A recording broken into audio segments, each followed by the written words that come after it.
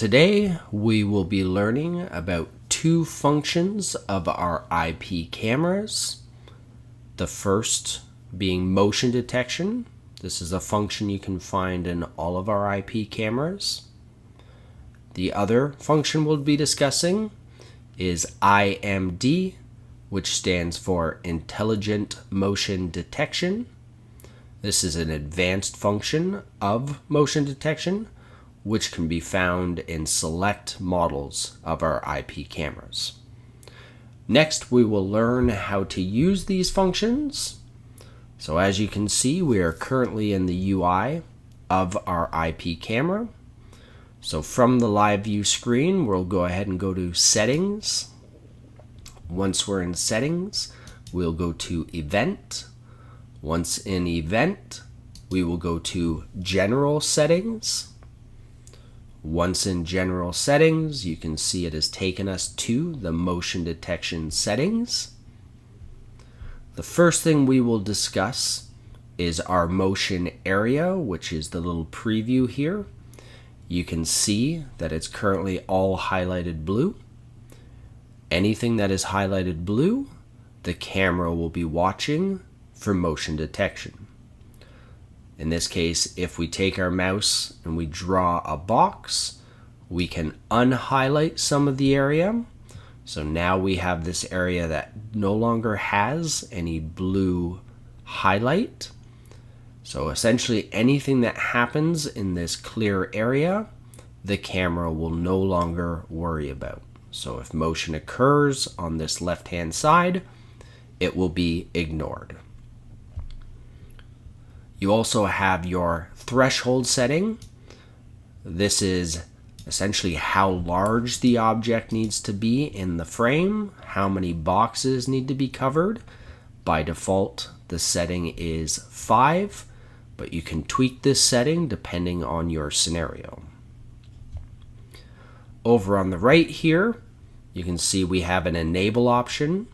This can turn on or off the motion detection function.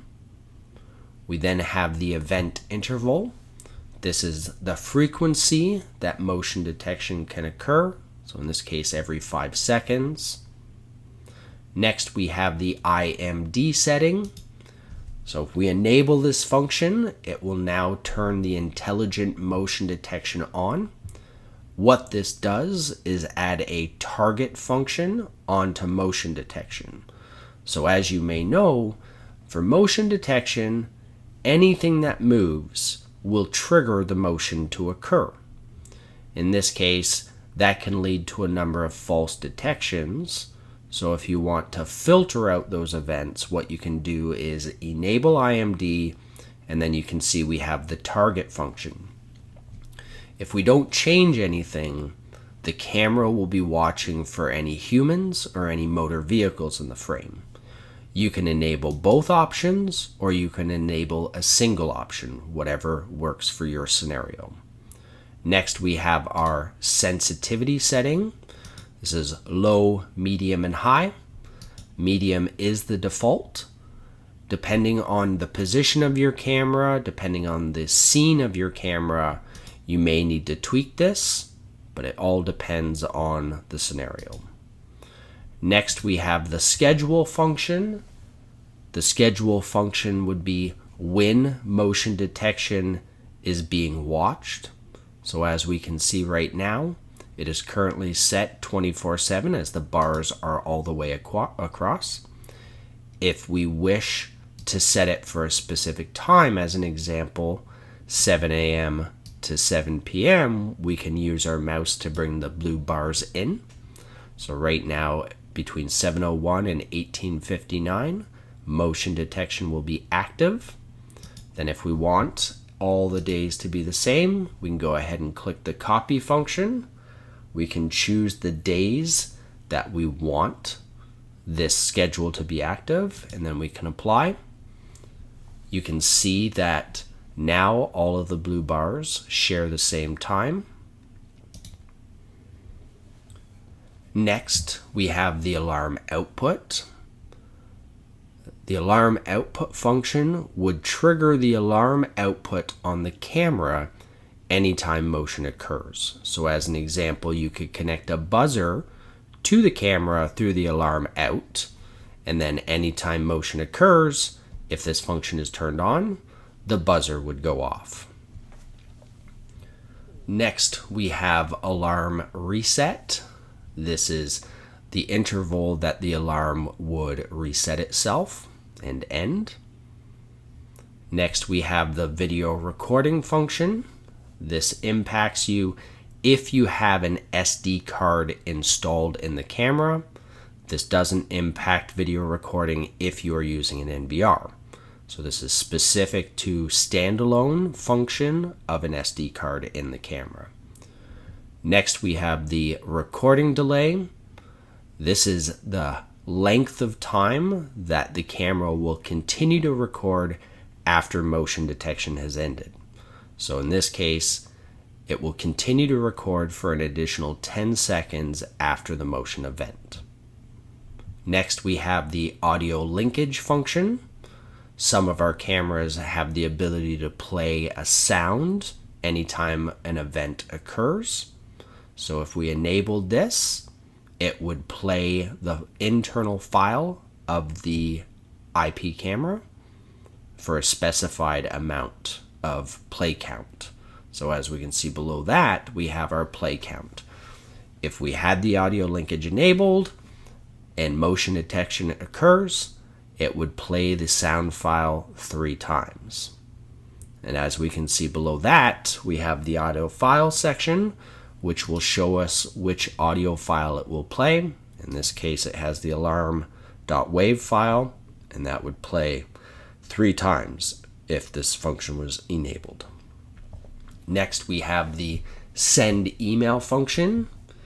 If you have enabled the email function within the camera, set up the SMTP server, then you can have it send an email anytime motion occurs.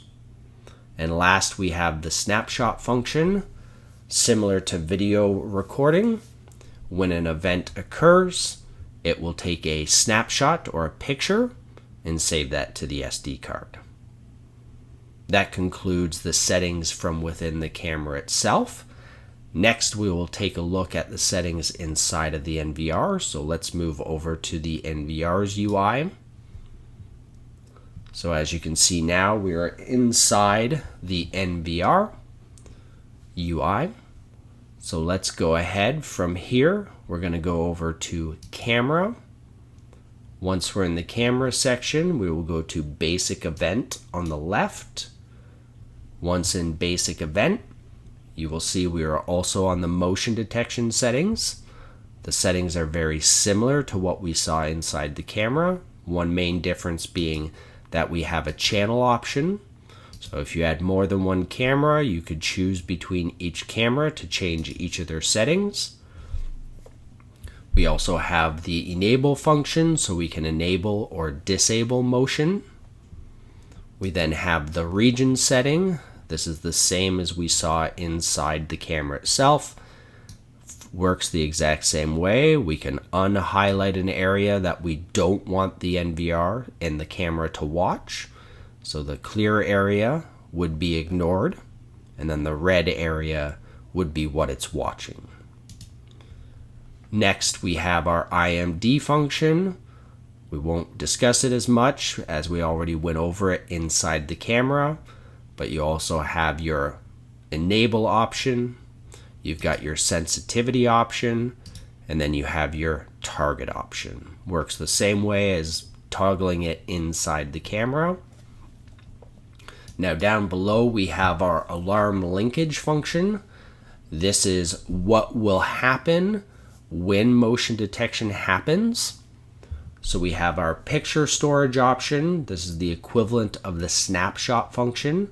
If you enable this, when motion occurs, a picture will be taken and stored on the NVR.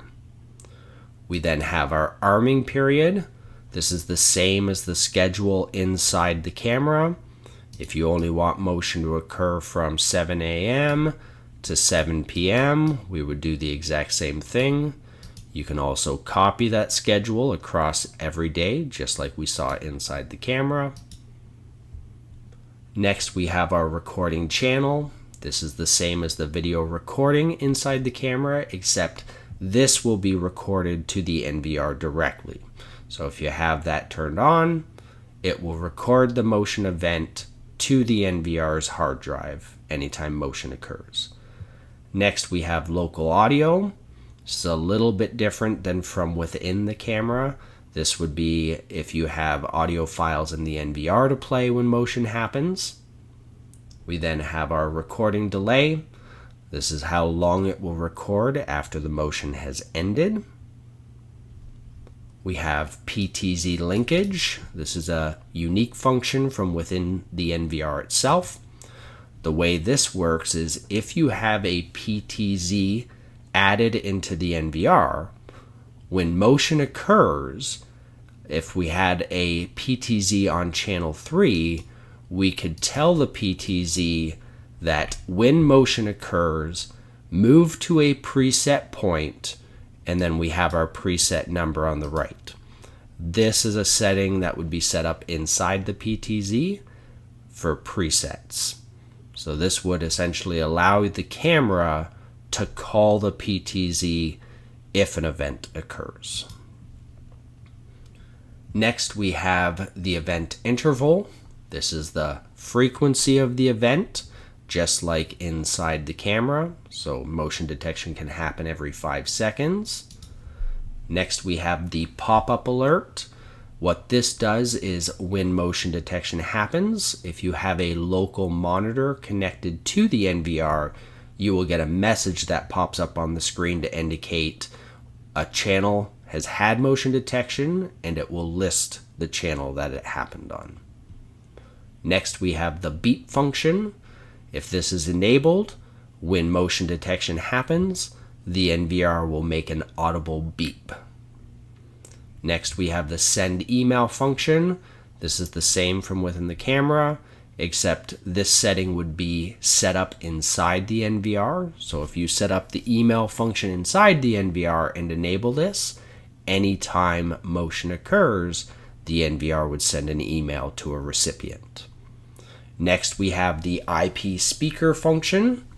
If you have an IP speaker added into your NVR, you could select this option so that the IP speaker plays an audio file anytime motion occurs.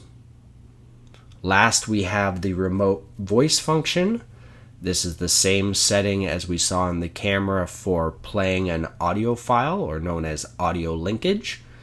If motion detection occurs, you can have it play the alarm file and then have it play a specified amount of times. In this case, it would play 3 times if motion detection occurred.